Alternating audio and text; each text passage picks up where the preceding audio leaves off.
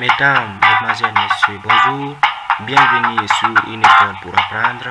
Toujours nous sommes au niveau terminal. Après avoir parlé sur les solutions aqueuses et donné les expressions de la concentration, aujourd'hui nous sommes proposés de parler sur les différentes expressions de l'équivalent en grammes.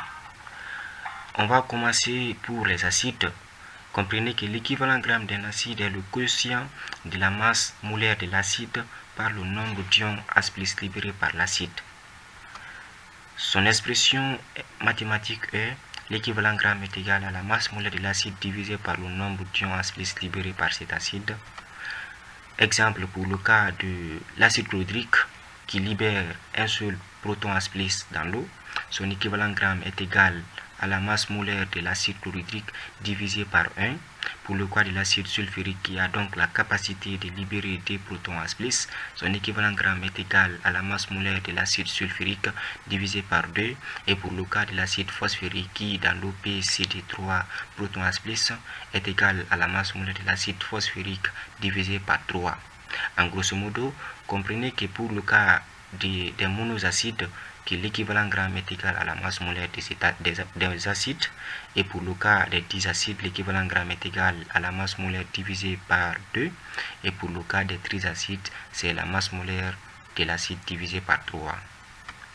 Nous passons directement au niveau base. Comprenez que l'équivalent gramme d'une base est le quotient de la masse molaire de la base par le nombre d'ions OH- libérés par cette base. Son expression mathématique est l'équivalent gramme est égal à la masse molaire de la base divisée par le nombre d'ions OH-.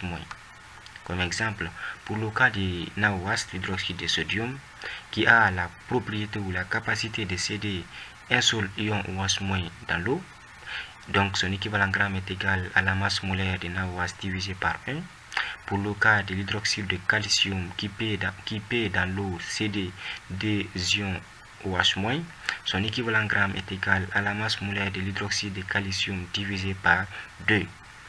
Donc en grosso modo aussi pour le cas des bases, comprenez que l'équivalent gramme d'une monobase est égal à la masse molaire de la monobase. L'équivalent gramme d'une dibase est égal à la masse molaire de la dibase divisé par 2. Et l'équivalent gramme d'une tribase est égal à la masse molaire de la tribase divisé par 3. On passe directement pour le cas des sels. Comprenez que l'équivalent gramme d'un sel est le quotient de la masse molaire de ces sels par le nombre d'ions métalliques libérés multiplié par la valence de ces métal.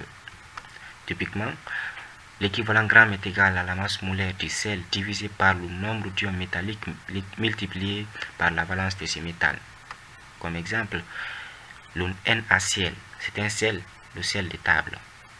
Dans l'eau, se dissocie pour donner le Na+, plus le Cl-. Il ne libère donc qu'un seul ion métallique. Donc, le nombre d'ions métalliques libérés, c'est 1, qui est l'ion sodium, multiplié par la valence. 1 multiplié par la valence de Na+, la valence de Na+, c'est 1, donc 1 multiplié par 1, ça nous donne 1. Donc, pour le cas de NaCl, le nombre d'ions métalliques multiplié par la valence est égal à 1. Parce que le nombre d'ions métalliques libérés c'est 1 et la valence du métal qui est libéré est aussi 1. C'est le sodium bien sûr. Son équivalent gramme donc est égal à la masse molaire du sel qui est le sodium. Pour le cas de chlorure de calcium, le nombre d'ions métalliques libérés c'est 1 qui est le calcium. La valence du calcium c'est 2. Donc le nombre d'ions métalliques libérés multiplié par la valence du calcium qui est 2 va nous donner 2. C'est-à-dire 1 fois 2 égale à 2. Le nombre, l'équivalent gramme du chlorure de calcium donc serait égal à la masse molaire du chlorure de calcium divisé par 2. Par conclusion, il faut comprendre que l'équivalent gramme d'un soluté est le quotient de la masse molaire du soluté par un nombre entier x. Donc en grosso modo pour le cas des acides de base ou des sels, l'équivalent gramme de n'importe quel soluté est égal à la masse molaire de ce soluté divisé par un nombre entier x, où x est le nombre entier naturel qui représente pour le cas des acides le nombre d'ions H+ libérés, pour le cas des bases le nombre d'ions OH- libérés, et pour le cas des sels le nombre d'ions métalliques libérés multiplié par la valence de ces métals. Et c'est ainsi que va prendre fin la vidéo d'aujourd'hui.